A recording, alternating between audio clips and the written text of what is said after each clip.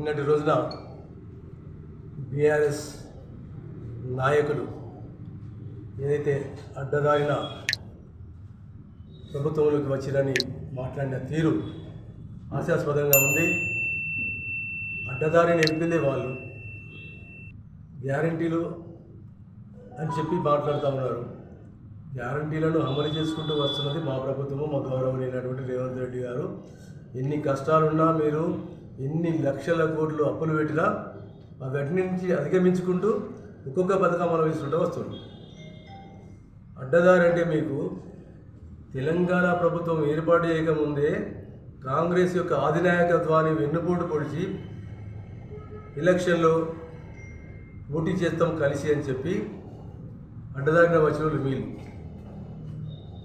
అది పోతే ఏదైతే కేకే మహేంద్రన్న గారు అహర్నిశలు కష్టపడి తెలంగాణ సాధన కోసం పోరాడేటువంటి వ్యక్తి కాంగ్రెస్ టికెట్ కోసం ఇక్కడ బీఆర్ఎస్ టికెట్ కోసం వచ్చి బీఆర్ఎస్పై నిలబడడానికి సిద్ధంగా ఉన్న వేళలా అడ్డదారిన వచ్చి తీసుకుపోయినటువంటి మీ నాయకులు, మీకు అడ్డదారుల గురించి తెలుసు, కానీ మా నాయకులకు, మా పార్టీకి అలాంటి అడ్డదారుల గురించి ఎలాంటి సంబంధం ఉండదు. అడ్డదారులు తొక్కే ప్రసక్తి లేదు. ఈరోజు ఎంత కష్టం ఉన్నా, ఇంత అప్పుల ఊబిలో కూరుకుపోయినా నిన్నటికి మొన్న రైతు బంధు కూడా అమలు చేయడం జరిగింది. ప్రతి ఒక్కటి నిష్పక్షపాతంగా విడతల వారీగా అమలు చేస్తామని మా గౌరవ ముఖ్యమంత్రి రేవంత్ రెడ్డి గారు ఆదేశాలు కష్టపడుతూ ఉన్నారు. మా మంత్రివర్యులైనటువంటి పొన్నం ప్రభాకర్ గారు, అలాగే శ్రీధర్ బాబు గారు మన యొక్క రిజర్వేషన్ల గురించి ముఖ్యంగా పొన్నం ప్రభాకర్ గారు కులగణన అనేది చేపట్టి కనీవిని ఎరగని విధంగా కులగణన చేయించినటువంటి గొప్ప వ్యక్తి. మీరు ఒకే రోజు కులగణన చేపించి దాన్ని సంచిలో దాచిపెట్టుకున్నారు మీరు. అలాంటిది కులగణన చేసిన వ్యక్తులనే మీరు విమర్శిస్తున్నారు. ఈరోజు మా పార్టీ 42% బీసీలకు రిజర్వేషన్ స్థానిక సంస్థలు ఇస్తామన్నది. మరి మీరు అదే మాట మీద కట్టుబడి ఉండి 42% బీసీలకు రిజర్వేషన్ ఇస్తారా? ఏదైతే మా పార్టీ అమలుపరుస్తుందో 42% బీసీలకు, మీ పార్టీ కూడా అదే ప్రకారంగా 42% బీసీలకు రిజర్వేషన్ ఇవ్వాలి అని చెప్పి మీరు ఇక ముందు ఇలాంటి అవాకులు చెవాకులు మాట్లాడదని కోరుతా ఉన్నాం. ఏదైతే కులగణన మీద మాట్లాడినటువంటి వ్యక్తులు ఎవరైతే ఉన్నారో వాళ్ళు కూడా ఒక్కరోజు కులగణన చేసినటువంటి వ్యక్తులే. మరి అలా కులగణన 10 సంవత్సరాల నుంచి పెట్టెలో దాచిపెట్టుకొని మేము చేసిన కులగణన తప్పు అనడం ఎంత అమానుష్యం.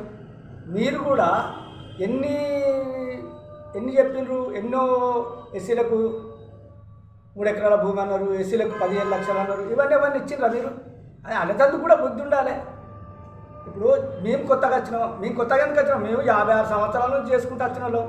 మీకున్న 10 సంవత్సరాలు చేసి గింత మరుగుతే మేమెంత మరగాలి? కాబట్టి దయచేసి ఎప్పుడు కానీ ఒక రాజకీయ పార్టీని అట్లా ఉద్దేశించి మాట్లాడడం తగదు. మేము కూడా మీరు ఎవరెవరికి ఏమేం కాంగ్రెస్ పార్టీ ఇచ్చినటువంటి భూములు ఏవైతే ఉన్నాయో అవన్నీ గుంజుకునేది మీకు తెలియదా? ఎవరికి ఇచ్చిండ్రు ఆ భూములు? ఎవరికి ఇచ్చిండ్రు? ఎస్సీల దగ్గర గుంజుకున్న భూములు గవర్నమెంట్ అవసరాలు తీసుకోవాలి తప్ప మొత్తం మీరు మీ అనాథులకు అందరికి ఇచ్చుకున్నటువంటి వ్యక్తులు మీరు.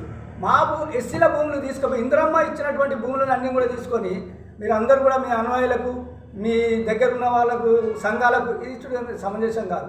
అందుకే మా ఎస్సీలు, మేము ఇప్పుడు ఎస్సీ కులగణన కూడా మా రేవంత్ రెడ్డి గారు చెప్పడం జరిగింది.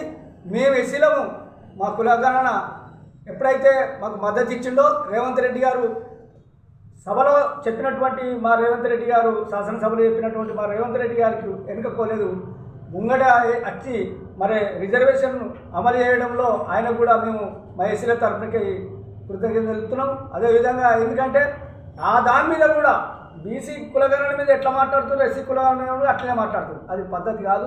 చేసిన వాళ్ళు ఎప్పుడైతే మొదలుపెట్టిందో దాన్ని ఇంకా సాగరించే ప్రయత్నం చేయాలి తప్ప మీరు కూడా దానికి అది చేయలేదు, అది పద్ధతి కాదని చెప్పడం సమంజసం కాదు. ఒక్కరోజు కులగణన చేసినటువంటి వ్యక్తులు మీరేమన్నా 10 సంవత్సరాలు చేసి పెట్టినా? చేయలేదు. ఎన్ని కోట్లు ఖర్చు పెట్టినా కానీ మీరు చేసినటువంటి కార్యక్రమం బాగాలేదు. కాబట్టి మీరు మాట్లాడే హక్కు, నైతిక హక్కు లేదు. కాంగ్రెస్ పార్టీ 100 సంవత్సరాల 150 సంవత్సరాల సీనియారిటీ గల పార్టీని మీరు నిన్నదాకా మొన్న వచ్చిన వాళ్ళు మాట్లాడే పద్ధతి కాదు. ఎందుకంటే కాంగ్రెస్ పార్టీ ఎస్సీ బీసీ మైనార్టీలకు చేసినటువంటి కార్యక్రమాలు ఎన్నో ఉన్నాయి. అవన్నీ కూడా మీరు అడుగున పారేసిండ్రు. ఎస్సీలకు కానీ బీసీలకు కానీ ఎక్కడ కూడా ఇప్పటి వరకు ఒక గుంట భూమి ఇచ్చిన దాఖలాలు లేవు. గుంజుకున్న దాఖలాలు ఎక్కువ ఉన్నాయి.